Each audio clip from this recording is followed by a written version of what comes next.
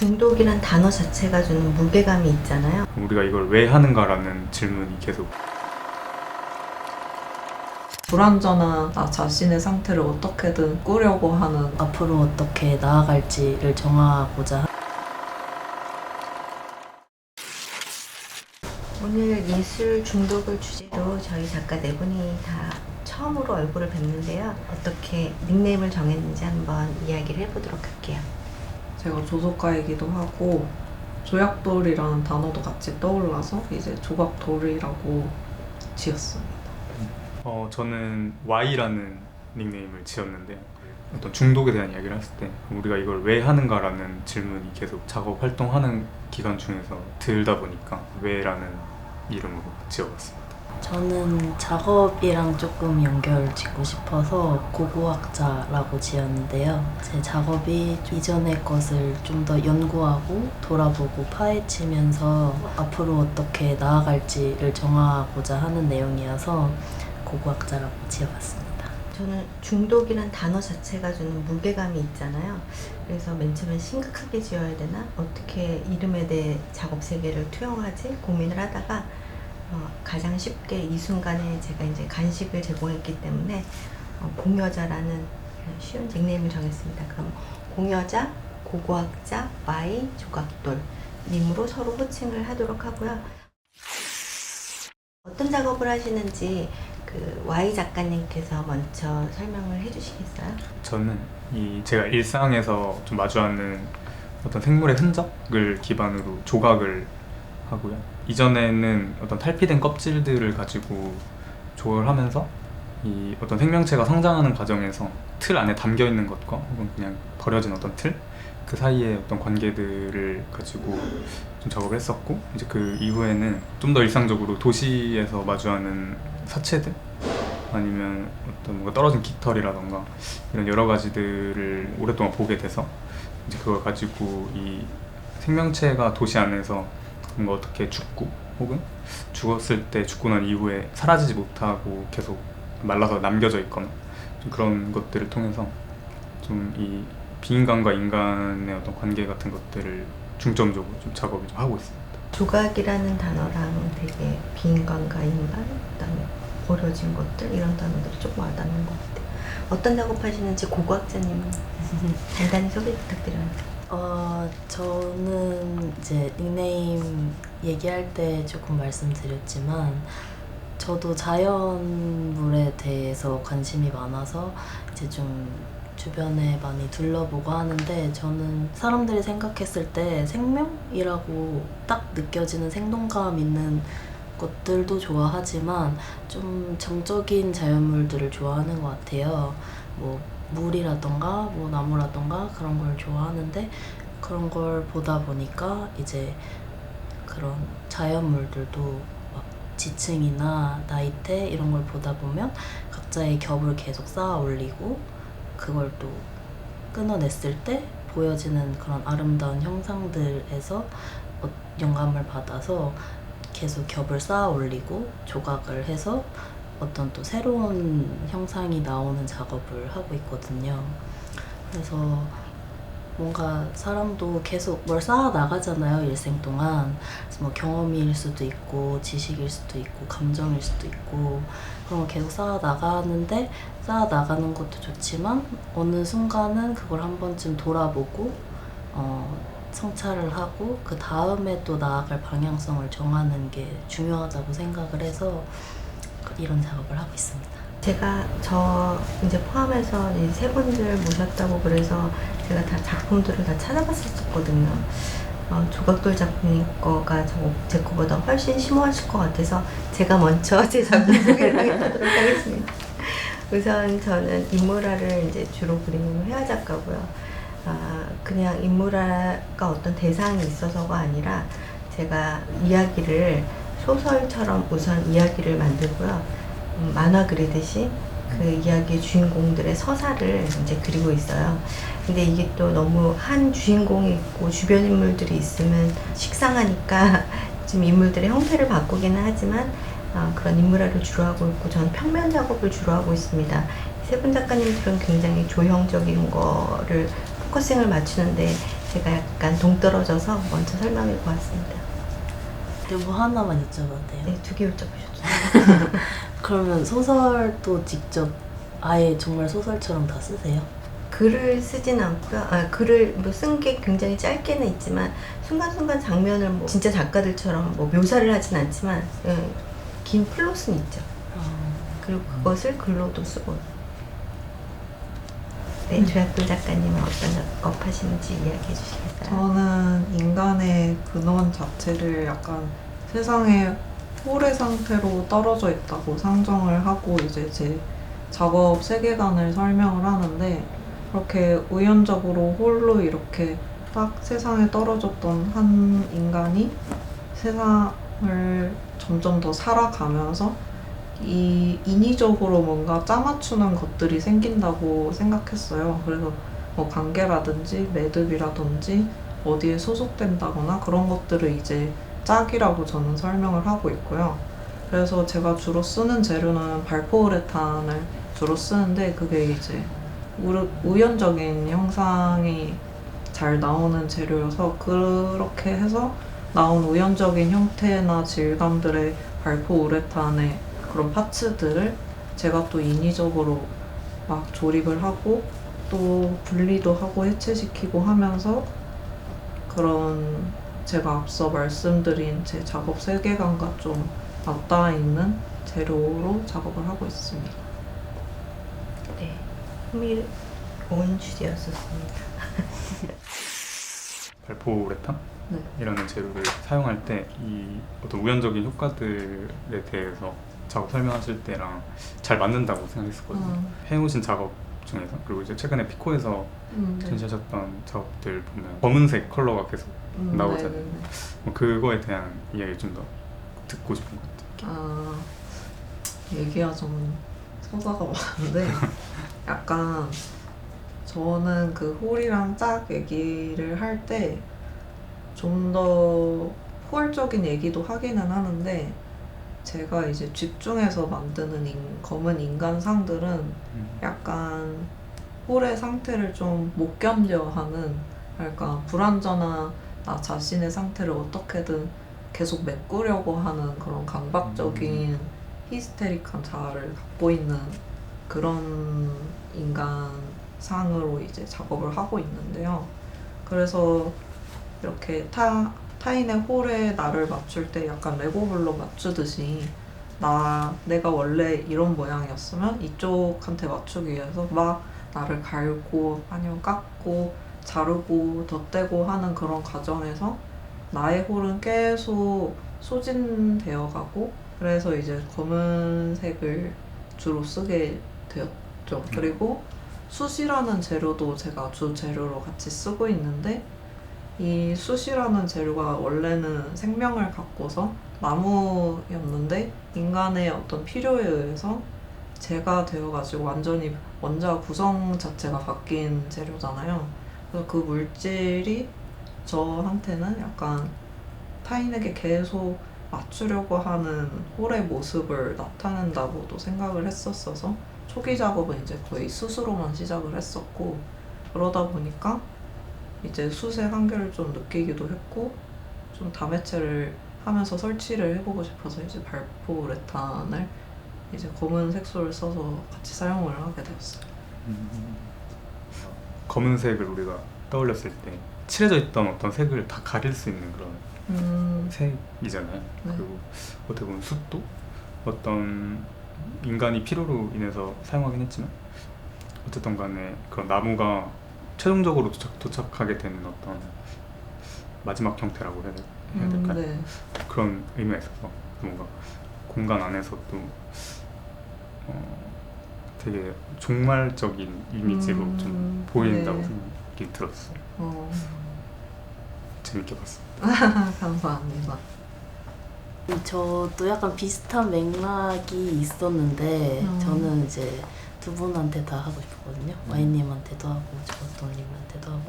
이미지적으로는 이제 저희는 좀 구상에 가깝기도 하고 색도 좀 많이 쓰고 하는데, 색 쓰는 걸 정말 좋아하는 사람이어서 사실 닉네임도 그래서 색도자기로 질까 봐 이러고 있었는데 색을 혹시 안 쓰시는 이유가 있거나 그리고 또 아무래도 형태가 구상적이기도 하고 굉장히 설치 작업을 많이 하시잖아요. 저도 입체를 하긴 하지만 다른 분들은 좀 어떻게 구상하시는지 궁금해요. 일단은 도자랑 조각이 어떤 입체물이라는 걸 공유하고 있긴 하지만 매체적으로 좀 다르다고 생각하거든요.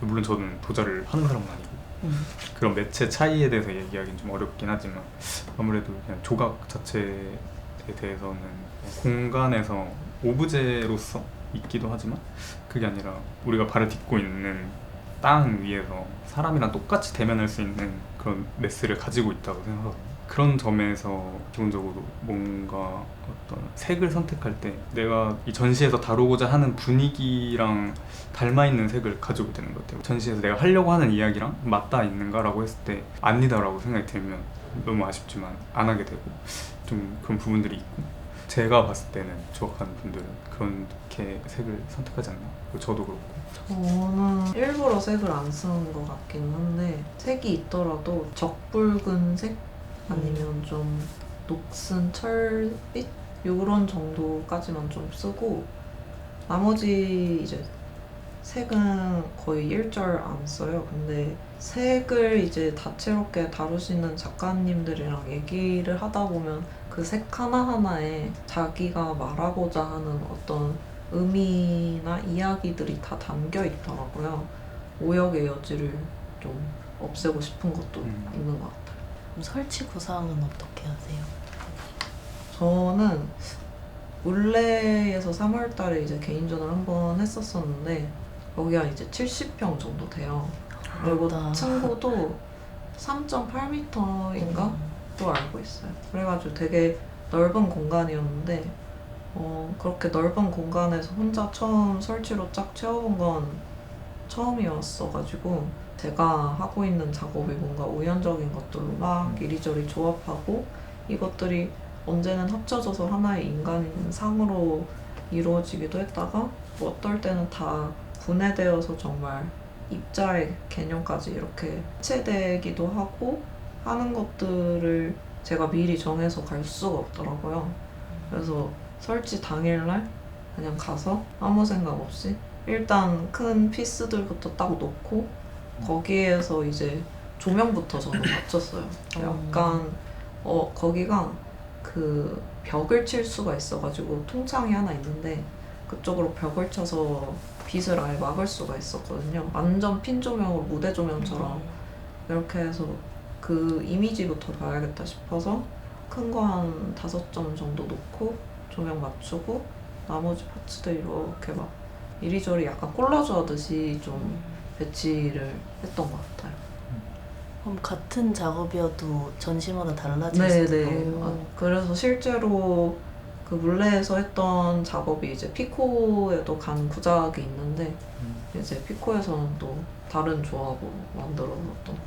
저는 사실 좀 정반대인 케이스인데 사실 이거는 조각을 하는 어떤 방법론이랑 되게 잘 맞으셔가지고 이렇게 하시는 분들도 있는 것 같고 근데 그게 아니라 자기가 어떤 하나의 작업을 끝냈을 때 그 한 덩어리를 이렇게 직접적으로 연결시킬 수 없을 경우에는 이 하나의 전시 공간 자체를 생각하면서 뭔가 이 작업이 있으니까 이 작업이랑 다른 사이즈의 어떤 것들을 의도적으로 한다던가 좀 그런 식으로 저는 좀 잡는 것 같고 근데 당연히 현장에서는 어쩔 수 없이 그 공간에 따라서 중점적인 거는 하나를 놓고 걔에 맞춰서 다른 작업들을 좀 이렇게 위치를 설정하거나 하는 것 같아요. 이걸 만들고 얘랑 같이 놀 수 있는 무언가들의 조합도 생각하면서 작업해야 된다는 그런 생각이 드는 것 같아요. 공간 어쨌든 만들어야 되니까.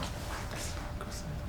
설치 구상에 대해서 이제 답변해 주시면서 제가 궁금했던 부분이 조금 많이 해소가 됐어요. 전 작업 구상의 프로세스들이 굉장히 궁금하거든요. 그러니까 또 입체는 확실히 그 이제 평면이랑은 다르다 보니까 구상하는 단계에서부터 우리가 하는 뭐 스케치나 에스키스와는 다른 무언가를 하지 않을까? 이게 또 색채 선정에 있어서도 나중에 완전 분위기가 막 바뀌니까 처음부터 그런 게 다 이제 구상에 다 저희가 들어가 있잖아요. 그러니까 작업 보상 프로세스에 대해서 좀 궁금했었어요. 다른 분들은 어떻게 하시는지, 특히 입체하시는 분들은. 대답. 아, 생각 저요? 많이 했으니까. 저도 사실 비슷한 것 같긴 해요. 저도 매체가 도자라고 하면은 뭔가 되게 공예적일 거라고 생각을 하시긴 하지만 저는 어쨌거나 그런 어떤 조형 작업 같은 걸 주로 하고 있어서 저도 사실 도자다 보니까 설치에 더 예민하기도 하거든요. 왜냐면 깨지거나 뭔가 무게라던가 약간 이런 게 제약이 많을 수도 있어서. 그래서 저 같은 경우는 구상을 할 때 항상 새로 전시할 공간의 도면이나 아니면 뭐 답사를 가거나 해가지고 거기에 맞춰서 이제 하고, 또 저는 작업 주제에 좀 관계적인 내용도 많아서 공간과의 관계도 되게 중요하다고 생각을 해서 뭐 또 다른 데서 하게 되면은 그런 데도 또 미리 가서 그거에 맞춰서 또 그거를 다시 뭐 몇 개를 더 조금 조립을 한다던가 뭐 분해를 한다던가 해가지고 또 거기에 맞춰서 하고 해가지고 약간 두 분의 중간인 것 같아요. 그러니까 주제는 물론 뭐 자연놀이라는 것이 있지만 전시 공간에 맞춰서 새로 계속 작업을 그 공간을 상상하면서 구상을 하시는 거네요. 네. 전시가 계속 작품이 있어야 될 것 같아요. 그랬으면 좋겠네요. 작업 보상에 대한 이야기는 뭐 따로 그러면 해주시겠어요? 이게 입체하시는 분들은 약간 나뉠 거예요. 에스키스의 개념이.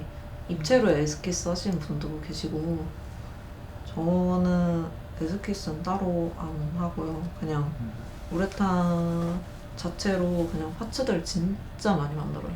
거의 원래 준비할 때 제가 쓸 수 있는 공간이 딱 요 정도 됐었던 것 같은데 여기를 층층이 다 쌓았어요. 박스까지 해가지고 그 정도로 만들어 놓고 거기에서 이제 뭔가 이 형태는 왠지 뭔가 갈비뼈 같아 하면 이제 그걸로 막 조립하면서 이제 거기에 맞는 파츠들도 만들고 하다 보니까 어느새 얘가 검은 인간이 하나 되어 있는 그런 느낌으로 작업을 하고 있는 것 같아요. 저는 사실 제가 일상에서 이렇게 보게 된 거를 가지고 그걸 큰 틀로 잡고 구상을 좀 하거든요.